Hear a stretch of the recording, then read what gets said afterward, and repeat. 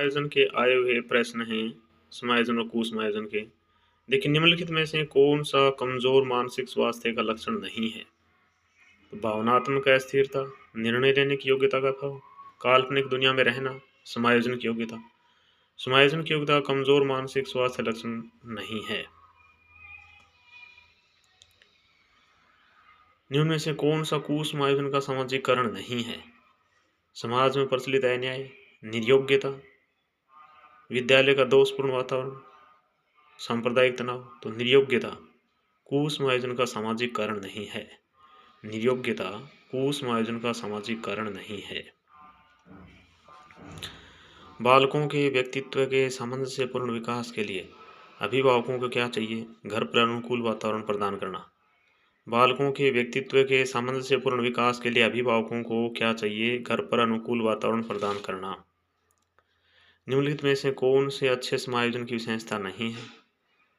तो देखिए, प्रतिकूल परिस्थितियों से जूझने की अक्षमता अच्छे समायोजन की विशेषता नहीं है।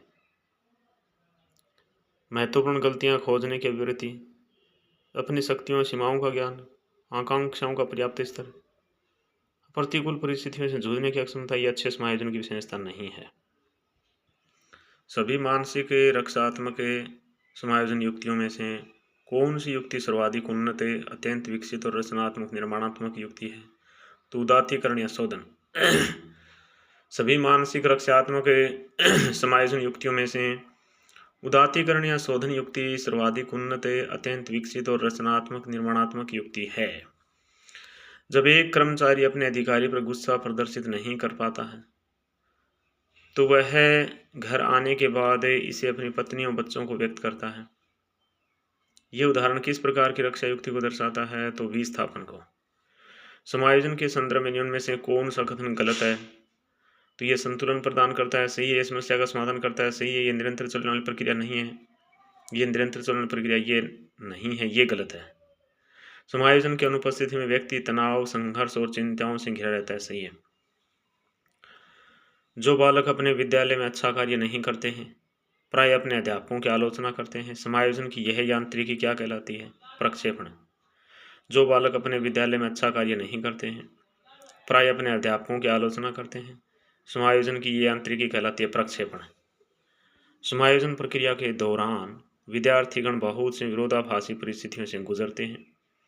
उदाहरण स्वरूप, एक विद्यार्थी शिक्षक के सामने अपनी गलतियों को स्वीकार करना चाहता है, पर इसके साथ ही वह शिक्षक द्वारा दंडित होने से भी डर रहा है। निम्न में से किसके सापेक्ष में इसे अच्छी तरह समझाया गया है? तो पद्धति वर्जन विरोधाभासी परिस्थिति। पद्धति वर्जन विरोधाभासी परिस्थिति। ये समायोजन प्रक्रिया दौरान विद्यार्थीगण बहुत से विरोधाभासी परिस्थितियों में गुजरते हैं। उदाहरण स्वरूप, एक विद्यार्थी शिक्षक के सामने अपनी गलतियों को स्वीकार करना चाहता है, पर इसके साथ ही वह शिक्षक द्वारा दंडित होने से डर रहा है। तो पद्धति वर्जन विरोधाभासी परिस्थिति। निम्न स्थितियों में से कौन समायोजन को बढ़ावा देती है? तो भय और चिंता से मुक्त है। समायोजन को बढ़ावा देती है, भय और चिंता से मुक्त है, ये समायोजन को बढ़ावा देती है।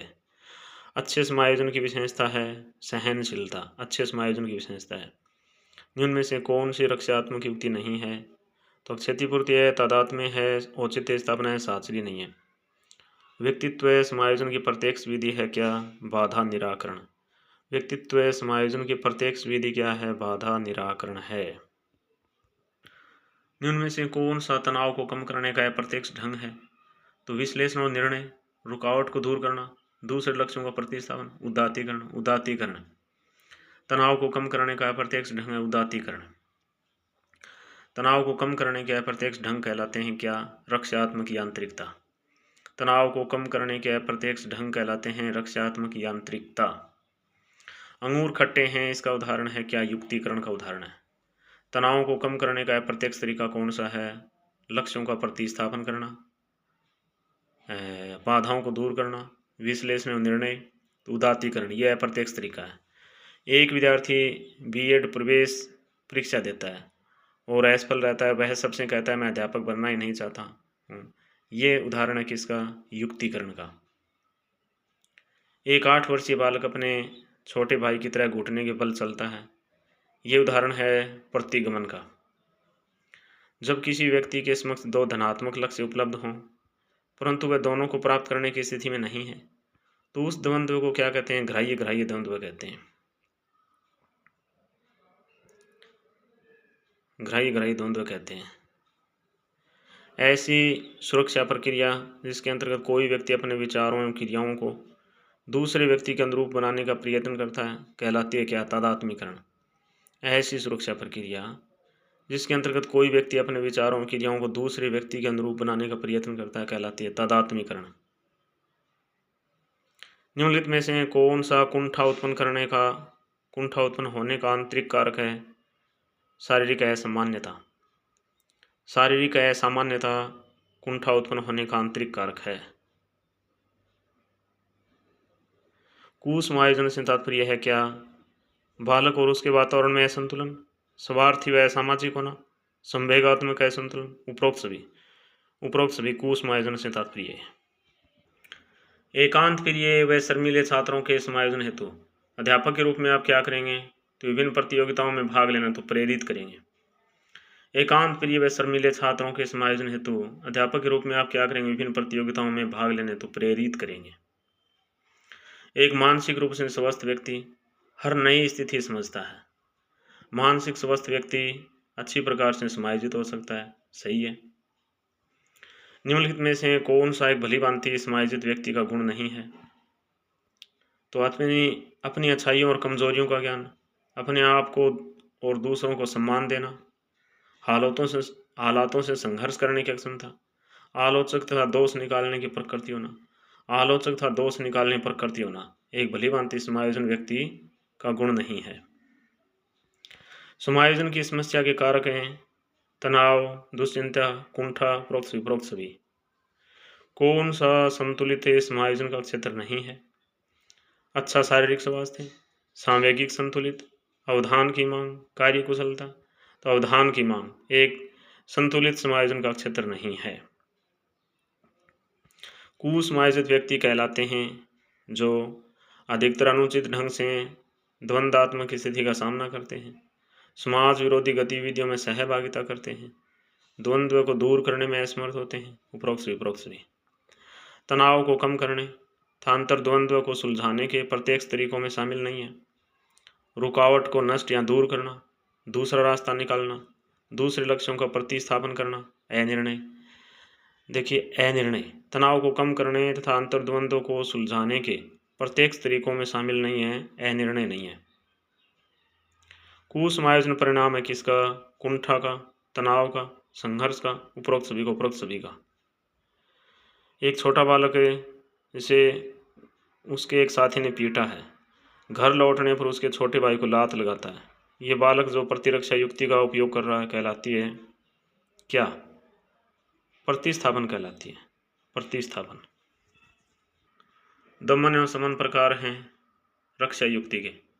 दमन एवं समन के प्रकार हैं? रक्षा युक्ति के प्रकार हैं भाई। बच्चे जैसा व्यवहार करना एक उदाहरण है प्रतिगमन। बच्चे जैसा व्यवहार करना एक उदाहरण है प्रतिगमन। एक व्यक्ति जो अपने आप को एक कमरे में बंद कर लेता है और किसी से मिलने या बात करने से मना कर देता है, वह रक्षा युक्ति काम में ले रहा है पलायन की।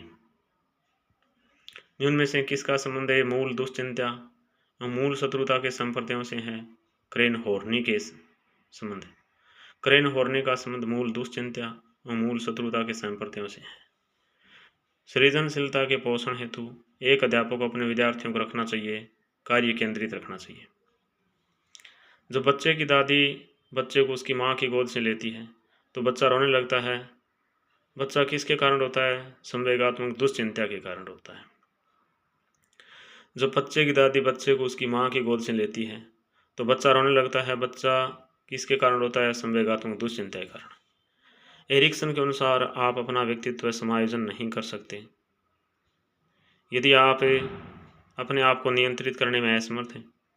एरिक्सन के अनुसार आप अपना व्यक्तित्व समायोजन नहीं कर सकते यदि आप अपने आप को नियंत्रित करने में असमर्थ हैं।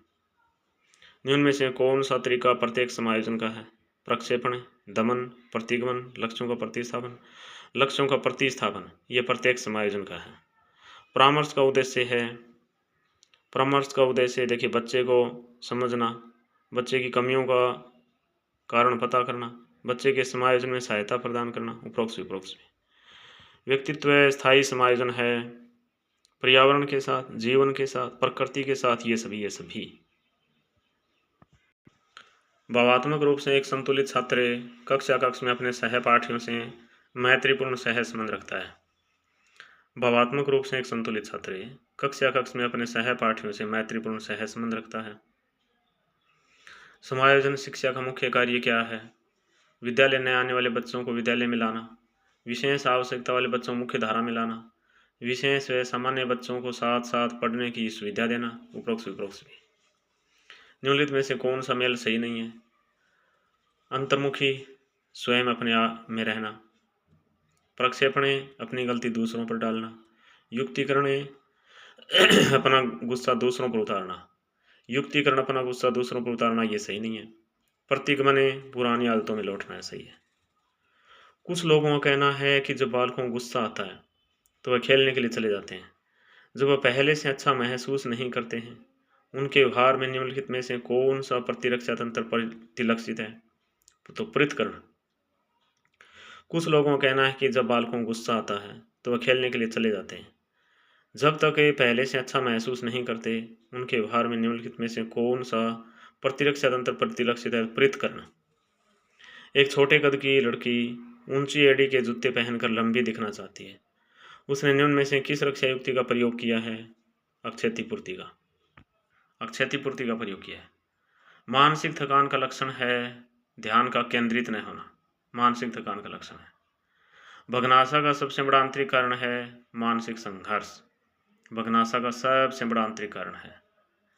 किसी व्यक्ति द्वारा अपना अस्तित्व भुलाकर किसी दूसरे व्यक्ति के गुणों व अवगुणों का अनुकरण करना कहलाता है तादात्म्यकरण। जो व्यक्ति असफलता, दुख, पीड़ा को बलपूर्वक भूलने का प्रयास करता है, इसे क्या कहते हैं? दमन कहते हैं। एक विकलांग बालक अत्यधिक परिश्रम करके कक्षा में प्रथम आने का प्रयास करता है, इसे किस प्रतिरक्षण प्रणाली में रखेंगे? अक्षतिपूर्ति में। किशोरों में द्वंद्व उभरने का मुख्य कारण क्या है? अवसरों की प्रतिकूलता है। ठीक है।